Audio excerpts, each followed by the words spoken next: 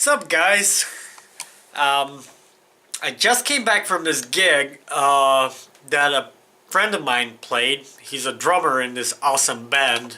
If I'll remember, I'll put a link in the description below. And as you can probably tell, I'm pretty wasted. And I saw on Twitter someone asked if I could make a reaction video to the new Rogue One trailer. And I've got to say, my initial reaction to the new trailer was meh.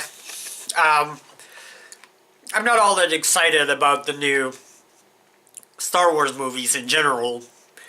I'm actually more excited about the new episode movies like 8 and 9.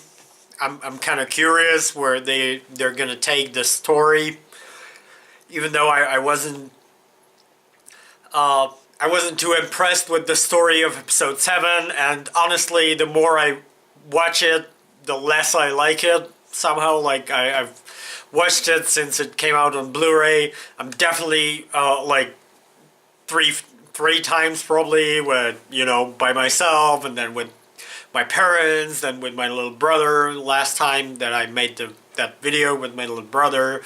And every time I liked it a little less than before. I found more and more problems with it.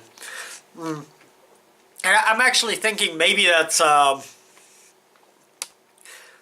don't know, maybe that's my attitude, like I'm actually trying to find problems. I don't know, it's possible that it could be, but yeah, I'm definitely finding more and more problems with that movie, but I'm still very curious what they're gonna do with 8 and 9.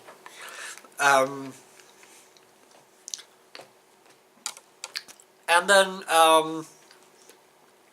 now the new Rogue One trailer came out. I've got to say, it looks great. Like, the effects look very nice. Like, there's some fairly obvious CGI, but I think they can still make that better. And the characters seem kind of interesting, and it does have that Star Wars feel because it has all the original Star Wars stormtroopers and Star Destroyers and stuff, but it feels kind of fan servicey to me. It's like, I don't know, do we really need that? Like, do we need to see how they got the Death Star plans? Like, sure, it could be a fun movie. I'm not saying it's gonna be bad or anything. It looks like an interesting, fun movie, and I'm kind of looking forward to it, but I'm not super excited. And I wasn't super excited for episode 7 either. I guess I'm, one of those fans, like, I love the originals. I didn't even like the prequels, so, well, what this feels to me like is, like, with the prequels, I could still say, like, these movies, they're not my personal, well, I hate to use the word canon, because canon to me is kind of a stupid concept. Like, with the, with Disney just saying the original EU no longer exists and it's legends or whatever, and some people were really upset about that and stuff, and I had these sunglasses on when I came in, and whatever. Yeah, and Disney said that the EU no longer exists and it's legends, and some people got really upset about it. And me, as a big fan of some of the EU, like I definitely love all of the Timothy Zahn, at least I hope that's how he pronounces his last name, books, the Thrawn trilogy, and even his other Star Wars books. I've loved them all. and I still love them. And to me, like that, some person somewhere, some executive decided that that's no longer canon. To me, I don't really care. I can still enjoy those stories, and they can be the story of Star Wars to me. And then the new episodes can be a separate Star Wars story. I don't see this as a necessarily competing thing. You know, I can read one, I can watch the other, and it doesn't necessarily have to be at odds. And so these new movies, I don't really care much. Like, I'm not.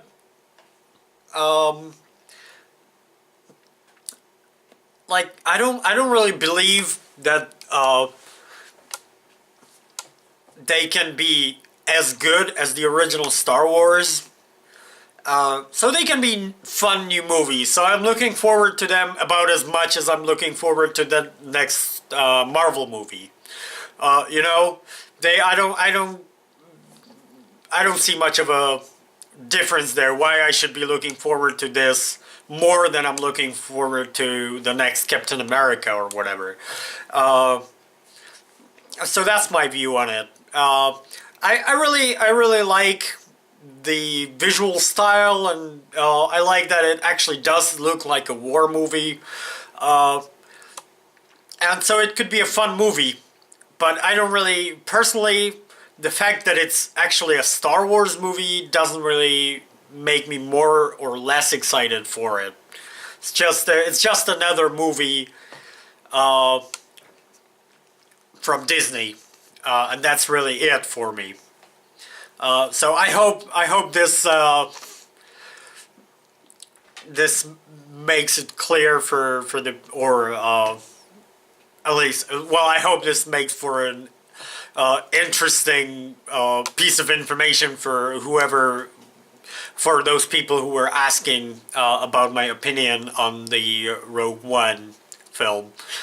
Yeah, I'm sorry. I'm really kind of wasted right now.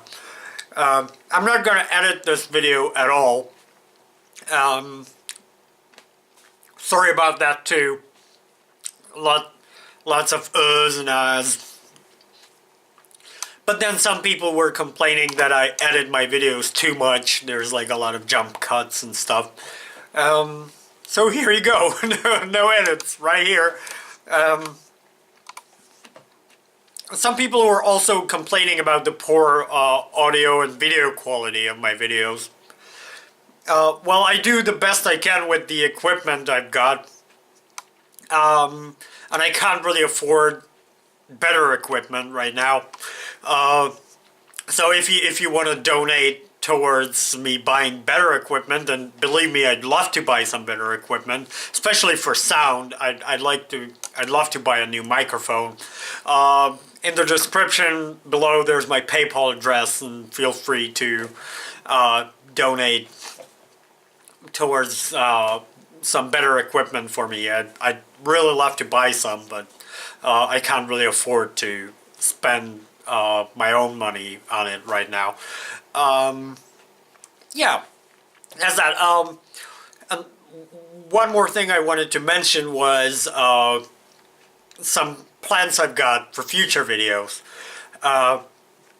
So one, I'd already shot the third part of my 8mm projector video a long time ago, but I haven't gotten around to editing it.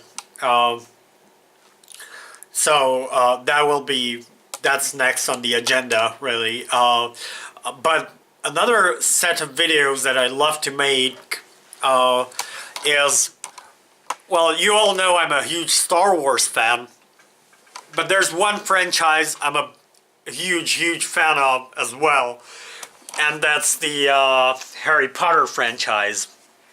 And I just bought the Harry Potter and the Cursed Child book. But before I read that one, I decided to reread all the old ones, and I'm currently in the middle of book 4. But I had this idea because I saw a lot of people talking about the Harry Potter movies, and I very much disagree with a lot of people's opinion on which are the best movies and which are the worst. For example, I think the third movie, which a lot of people say is the best Harry Potter movie, from my point of view as a reader of the books before I watched the movies, the third one is actually the worst one of them all. Closely followed by part 8, like the part 2 of book 7 movie. So what I thought I'd do is, since I'm rereading the books, I'm also going to rewatch all the movies and film my reactions and opinions on those movies as well, leading up to my review of The Cursed Child once I read it. Yeah, so... also I wanted... I'm still working on The Empire Strikes Back version 2.5. I'm kind of waiting for some better sources because my current best source is the Team Negative One release. That's the Grindhouse version, and it has some serious problems that are very hard to deal with, so I'm kind of hoping to get some better source for some scenes before I can proceed. But I was gonna film a video of me actually tackling one single shot and make a video of how I deal with the whole shot from the beginning to end, you know, and I selected a shot where I'm going to combine the Blu-ray, the 35mm scans, and some custom mats and stuff like that. So hopefully that's going to be an interesting video for those of you who are here mainly to see how Despecialized is done. So yeah, thanks for watching. This is probably already way too long and tedious. So yeah, may the Schwartz be with you. Bye bye.